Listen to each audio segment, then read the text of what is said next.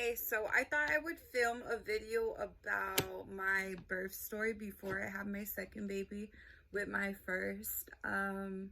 So basically I was pregnant. I got pregnant at 18 and I was living with my parents at the time because they wanted us to save money to buy a house. So we lived with them about a year, but anyways, so basically I had got pregnant and I waited 6 months to tell my dad. I don't know how he didn't know, but shout out to you, Dad.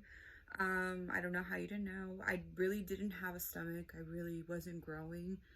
So my dad never knew until I was like about 6.5 months. The same with my husband's dad. He never knew until I was like 6.5 months, but my mama knew. So shout out to you, Mom. Yes, and taking me to my doctor's appointments when my husband was working and everything. My mom is, she's amazing. So, because I didn't drive. So basically, let's just get to the story. I had got pregnant with my son and, well, I had to deliver this baby. So that morning, I believe it was like 6 in the morning, I woke up, I got out the bed and my water broke. And I was like, oh, I was 40 weeks.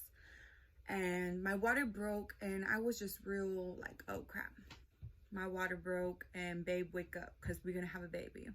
And he was like, go tell your mom. Like, he was freaking out more than me. And I was like, okay. So I went downstairs. I told my mom, I said, Mom, no, as I was going downstairs, I noticed that my parents had a party. So I came downstairs and it's 6 in the morning and there's still people out like everywhere.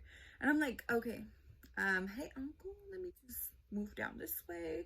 Hey, how y'all doing? Okay, where's my mama? She was asleep. And I was like, Mom. She was like, yeah. And I was like, my water broke. And she was like, oh shit, she was a little hangover, but we ain't gonna put her on the spot, okay? They were home all day. They had like a little get together or whatever. So basically I had told her, hey, my water broke. We're gonna go to the hospital. And I was like, if you want, you can chillax for a little bit because I know babies take a while. And she was like, okay, yeah, let's do that. So let me adjust. So after that, she was like, okay, yeah, let's just do that because I ain't in no position to be driving right now. So y'all just go. So I told my husband, like, oh, this stuff ain't coming out. It was like the movies. It was the movies. It was pouring. And it was pouring out. So I told him, babe, I'm gonna take a shower, get the bags, get the car seat, whatever. And he was like, okay, let's just do that and let's go. So we went to the hospital, checked in, they checked me. I was like 3 centimeters dilated. And I was like, okay, so we're gonna have, no, 4. I was 4, I'm pretty sure 4 or 3. 4 or 3, no, 3, but my water had broke. And so by this time it's like 7 o'clock by we get there. The hospital's like 15 minutes away from where my dad lives, which thankfully I'm going with the same hospital. So now it's 10 minutes from where my house is, which is extra convenient, actually 8. So a little bit closer than where my parents' house was. Okay, baby, I'm coming. And then, so I had my husband get the bags. I took a shower, got ready because I don't know, I was watching a lot of vlogs about babies and when they come, you need to take a shower before because you're not gonna take a shower for a few days. And that was true. So thankfully I did that. I braided my hair on the way there and I had got in the car and we went. And we got there, they checked me, I was 3 centimeters. Fast forward, we were there for a while. My mom called, are you okay? I'm never gonna come. It's already like 11 by that time. And I'm like, yeah, you know what, Mom, it's okay. Like, I know it's my nephew's birthday. They say I'm still like 4 centimeters or 3. I was not progressing. So she was like, you know what, okay, that's fine. Call me if anything, I'll be there. You're not that far. And I'm like, okay, I'll call y'all. Love you, bye. Fast forward, it was like already afternoon time. I still was not progressing. I had made it to like 4 and 1 centimeter in like 6 hours, like it was like, no, they were kind of like already kind of like, okay, well, we're gonna try Pitocin. And I had not got the epidural yet. So they tried the Pitocin, whatever, to see if it was gonna improve by like 8, maybe it was, or 7, I don't know. It was like 7 or 8, and I was getting all these contractions. I was getting them like minutes by minutes, a few minutes apart, and I'm like, okay, this ain't happening. It's already been over 12 hours. I've been in labor, you know, 6 to 6 or 7. It was more than 12 hours. It was not happening. It was not happening. So by then she was like, okay, it's already 9 o'clock. My parents had already came by then. So by then we were just, look, like, I'm coming, baby. So my parents had already came by then, and you know, we were just waiting. It was a waiting game. My husband was very nervous. We were just waiting, and my body felt like it was shutting down. I started throwing up. I started getting, I was shaking. They recommended, okay, I know you don't have the epidural, but you're not getting out of bed. And I was like, oh, okay, this is taking a turn. This is taking a turn. It's getting very scary. It's getting very scary. I was throwing up so much, and it was becoming water.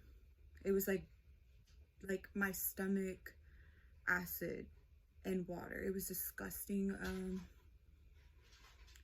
I honestly, I don't know. It was really something.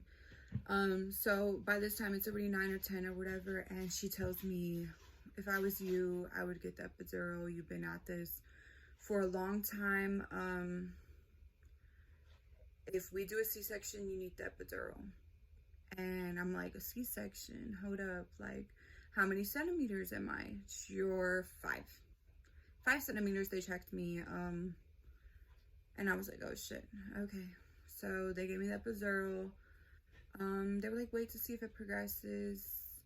It didn't. It was already 12 o'clock, and Isaiah was 12 o'clock at night, and Isaiah's heart rate was just going down, and they were like, look, we got to get this baby out of you. We're going to wait 1 more hour, and if you don't progress at all, you know, you need to jump up. It needs to go. So they had checked me again. By that time, I was already 7 centimeters. They said in 1 hour, you don't progress, it's C-section time. And so 1 hour had passed, and they had checked again, and 7 centimeters still. And I was like, damn, so C-section. They're like, yeah, pick one person you want to go with you. And I was like, okay, my mama. Because, you know, my body was like, I felt like I was gonna die. My body was shaking. On top of this, I'm on epidural, so like I couldn't feel the bottom half of me, but my top part was still shaking. I was still throwing up. I was getting like a fever, but I had the chills. It was like, it was bad. And I said, you know what, babe, like I really want my mom with me because I'm scared. I'm like really scared. And he was like, you know what, that's fine. I'm gonna be here waiting regardless. I'm in the waiting room. Your dad's here. Like, we're good.